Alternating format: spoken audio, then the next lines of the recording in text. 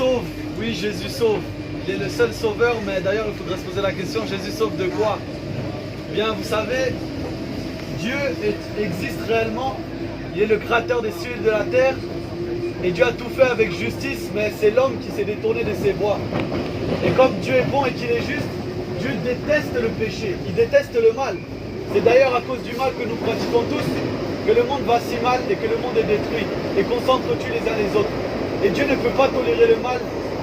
Et c'est pour cela qu'un jour, Dieu va juger le monde, va juger les hommes pour toutes leurs actions, toutes leurs pensées et même toutes leurs paroles.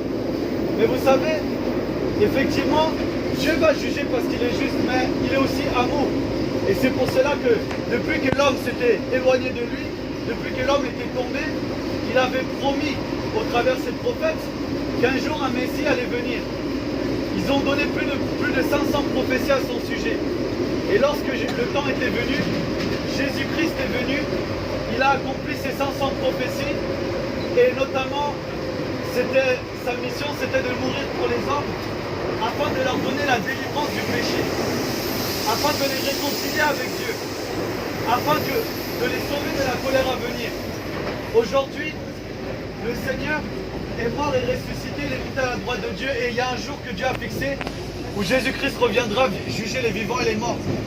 Et entre-temps, le Seigneur est patient. Il voit le monde évoluer, mais il est patient parce qu'il désire qu'aucun périsse, mais que tous aient la vie éternelle, que tous puissent se détourner du péché. L'homme de lui-même ne peut pas trouver la force de se détourner du mal. Mais celui qui croit en Jésus, et il est réconcilié avec Dieu, le Saint-Esprit vient dans son cœur et à partir de là, il peut avoir la force de marcher comme un enfant de Dieu, c'est-à-dire de marcher et de ne plus pécher. La Bible dit qu'il y a un seul nom qui a été donné parmi les hommes par lesquels on puisse être sauvé. Et ce nom, c'est Jésus-Christ de Nazareth. Le seul nom. La vie va très vite. Regardez ceux qui nous ont précédés. Ils sont déjà passés. Les rois, les empereurs, les princes, ils pouvaient être forts et puissants, mais ils sont passés. Mais la parole de Dieu demeure la même hier, aujourd'hui et éternellement. Ce Dieu-là était avant la création du monde, il est encore aujourd'hui, il sera après la fin du monde. Et ce Dieu-là, qui ne peut mentir, dit que tous les hommes ont péché, que tous les hommes sont sous la colère de Dieu et que tous les hommes ont besoin d'être réconciliés.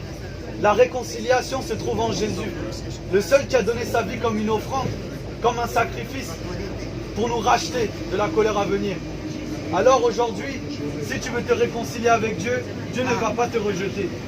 Parce que si pour te réconcilier avec lui, il a donné son Fils à la croix, à plus forte raison maintenant, si tu te tournes vers lui, tu seras pardonné, réconcilié et tu pourras jouir d'une relation avec le Seigneur. Que Dieu vous bénisse.